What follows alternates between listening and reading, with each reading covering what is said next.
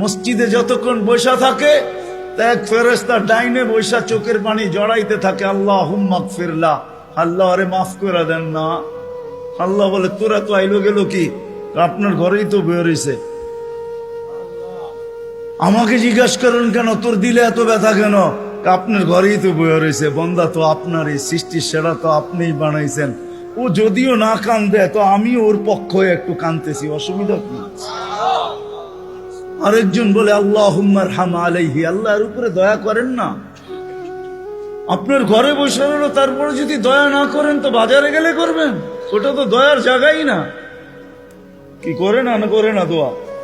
যতক্ষণ মসজিদে বসে থাকে আরেকজন নামাজের সওয়াব লিখতে থাকে। আল্লাহ বলে ঘুমায় তো রইল, তুই নামাজের সওয়াব লেখোস না কেন? ঘুমাইলো তো আপনার বাড়িতেই ঘুমাইছে, আর কোথায় ঘুমাইছে?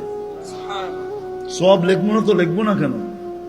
এটাও ফেরেশতা চালায়। আপনি ভাবেন শ্বাস প্রশ্বাস এমনি নেন?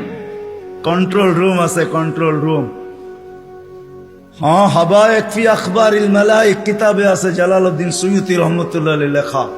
যখন শ্বাস নেই তো ফেরেশতা বলে আল্লাহ আমসিকা ওয়াতরুক, বন্ধ করে দিব না খোলা রাখবো? আল্লাহ 1,60,000 বার মেসেজ থ্রো করে, অটো উতরুক আলী আবদি আজাল, খোলা রাখ, সীমা রেখা দেওয়া আছে। যেদিন সীমা রেখায় আসবে ওই দিন বলবো টানবো তো আর ছাড়তে দিবি না, ছাড়বো তো আর টানতে দিবি না। বিনা দ্বিধায় 1,60,000 বার শ্বাস প্রশ্বাস নিতেছি। আসেন একটু ভাবি। সুর তো আমার কাছে নাই যে আমি আপনাদেরকে পাগল করব।